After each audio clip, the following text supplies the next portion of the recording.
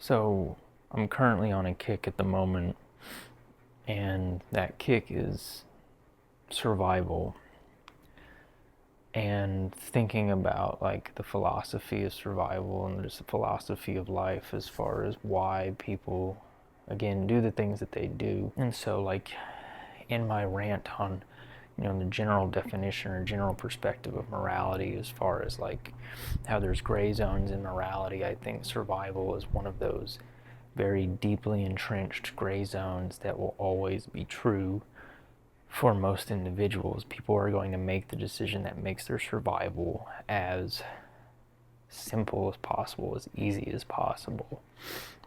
And so, you think about why do people go to war?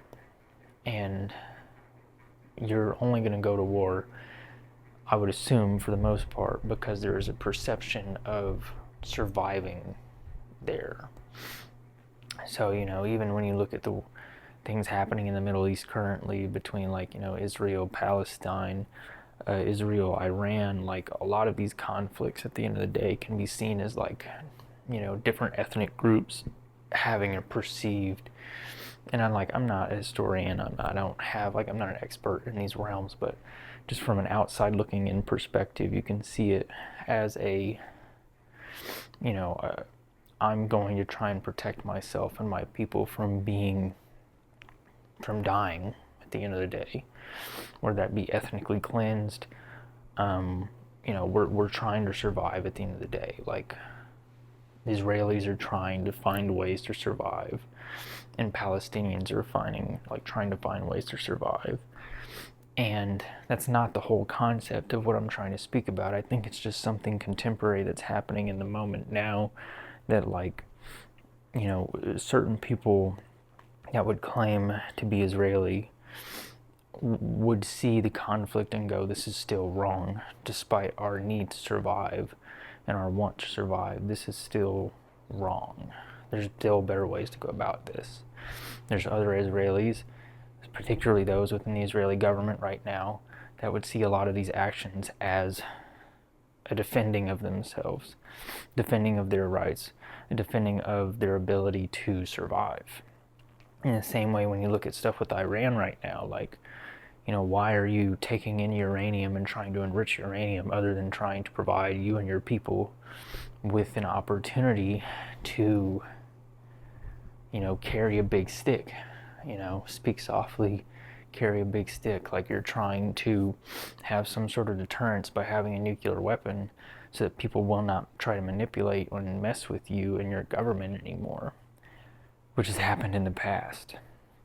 And so conceptually, like, I can see how a lot of that pertains down to, at its core, a need to survive, a want to survive, a want to survive comfortably, a want to survive comfortably without barrier. And so at the end of the day, there's something ticking right now in me that's saying that, like, I think a lot of what people choose to do in their lives comes down to a want to survive. And so you can break that down into even some of the smallest things of life of, I'm getting a better job because I want to make more money, because I want to live more comfortably. I want to be able to survive, and I want to live beyond that. I want to live comfortably, because comfortability allows me to survive more easily without depression, without stress, without all of these, other societally, mandated pressures being put on to me. If I can make more money, it makes survival easier. And that's where, like, even, speaking back to, my description of morality, like why someone would deem it to be okay to murder occasionally would be because they perceive it as a means to an end, a means to, in this case, the end being surviving, being able to survive easier in the world. By getting rid of this person, I allow myself to survive more comfortably in this world, to live more comfortably, knowing that this person is no longer a threat to me. And I think at the end of the day, I think we need to be looking at one another as far as like why, like when it comes down to the decision making, when it comes down to the whys of why we're doing what we're doing, really trying to take in consideration, why is this person making this decision? How does it make their survival easier? How does it make their, ability to live in this world easier? How does it make them capable of making it to tomorrow? In the same sort of kind of Robin Hood-esque way, like if someone goes to steal a loaf of bread, even though we consider stealing to be inherently wrong in a lot of circumstances, because it's for that person's own survival, I think we tend to look past those types of things. Like it's really not the end of the world. It's not that big of a deal. At the end of the day, for me personally, like there's a lot of waste in society, especially of food and of other goods that we create. So like at the end of the day, if someone steals a little bit of food, is that really so wrong? They need it to survive. And so to me, it's like we really should be looking at all of the different mechanisms for like how do we make people's survival as innate in our society as possible. And what I mean by that, meaning that water is a necessity for survival. Food is a necessity for survival. At this point, housing and access to shade even are necessities for survival. They make things easier for people. Electricity is a necessity for survival. The internet is a necessity for survival simply because we made it that way. And even saying electricity and things like shade, for example, like it's getting so hot that if without shade, without electricity, people are going to burn up, or they're going to need more water because they're going to become dehydrated, whatever the case may be. Like there's just things that we as living, breathing creatures require in order to make it to tomorrow. And everyone's going to make decisions at the end of the day to go alongside that survival. And it's not to say that there's not selfish decisions. It's not to say that there's not, people out there that make decisions that they know, are selfish or may not really truly be, to some degree or another, for their survival, but just out of, vainness, selfishness, greed, whatever the case may be. But I think for the vast majority of people, most individuals truly will look at themselves and say, I need to be doing this, because if I do this, it makes my life easier. It makes surviving easier. It makes living easier. And even though a lot of those things we may not necessarily agree with, to one person they may believe that that's necessary. To us it may not seem that way. But to them, for their survival, it makes surviving easier. It makes their day-to-day easier. And so why is it that we want to judge somebody based on that, if it doesn't truly affect us? From this like kind of micro and then macro perspective, that like when you look at like what we do as individuals, it's in our own best interest to make decisions for survival. And then on a macro level, it's in certain governments, certain businesses, certain like organizations of people, it's in their best interest to make decisions for their survival. So in the case of being a business, like businesses are going to make decisions that ultimately make sure that they don't go bankrupt, that they're ultimately going to continue to survive, that they're going to continue to make profit, they're going to be able to continue to, bring some sort of profitability to the shareholder, or whatever the case may be, so they continue to get investment, and so that way that business can continue to thrive and continue to move on into the next day. Businesses are trying to survive. Governments and our representatives, at the same sort of way, like are trying to survive until their next election. They're trying to make the best decisions that ultimately allow them to continue to have that power, to have that control, to continue to have that role until tomorrow. And so they're ultimately going to make the decisions necessary to survive in that way.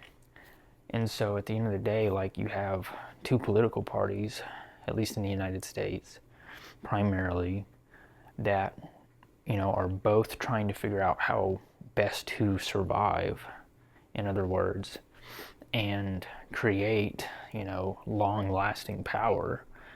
whilst at the end of the day not really, recognizing that their survival is kind of precipitated on what people feel and believe.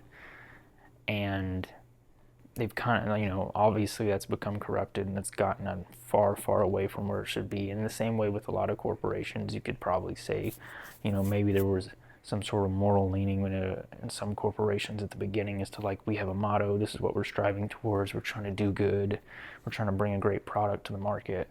But at the end of the day, once I think a lot of that stuff gets corrupted morally, like once survival, it's like, once survival gets corrupted to the degree that we accept that there can be like excessive survival and that's still survival as opposed to being greed. And this is kind of off the cuff at the moment. I hadn't thought about this prior to now, that like, to a certain degree, a business trying to survive and make it to the next day, like that's just the expectation. That's what we would expect from a business to do, is like they're going to do its best for the business to continue until tomorrow. However, I think we accept that for so long, and we accept that kind of excuse for so long, that it gets to the point of like, well, when is this just greed? Because at the end of the day, like the business ultimately will fire people that need to survive too. Like the people that are employed at a lot of these larger companies are getting fired en masse, thousands of people in multiple different ways of layoffs, which is not only affecting like their mental health, but affecting like their physical health. It's affecting themselves, it's affecting their families, because now they don't have an income that, was guaranteed before, and now it's not necessarily guaranteed. And like, so as far as like surviving, like thinking about these conversations of, everyone should be able to expect to look out for themselves to some degree or another, do what's best for their own survival. But at the end of the day, there's also this other kind of creeping thing behind that, I think, where if you are only concerned about your own survival and trying to make it tomorrow, and at the same time, therefore, disregarding everybody else's survivability and their ability to make it to tomorrow, then you've corrupted the idea of like your survivability is more important than the whole survivability. Your survivability is more important than all of the people that are part of your organization. So in the same way, like you look at politics now, in the same way you're talking about a corporation, corporations fire a lot of people. They don't work to ensure that their employees can survive. They work to ensure that their shareholders are surviving, even though their shareholders in most cases probably do not need the additional income or revenue stream. They are already going to survive. This family is dependent on this income from this company. Otherwise, they have to go and find another job with another company, which could ultimately do the same thing as them, which becomes this cycle of like just trying to survive. People just trying to find another job to have an income in order to survive. In the same way with politics, like politicians and like the political parties ultimately believe that like we just have to do what we can to survive until tomorrow, have to survive through the next election.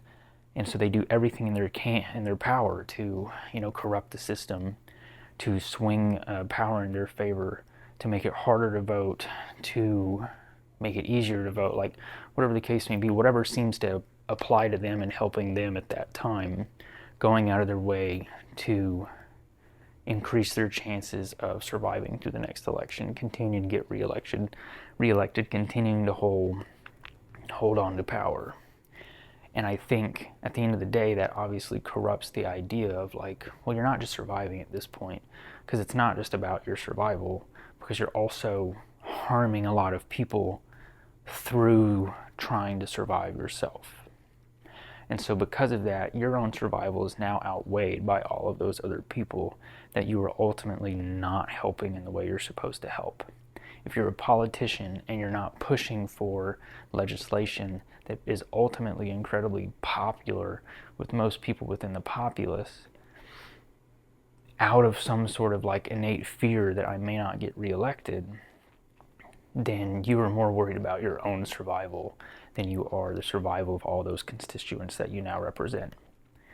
And that's morally irresponsible. That's morally reprehensible at that point.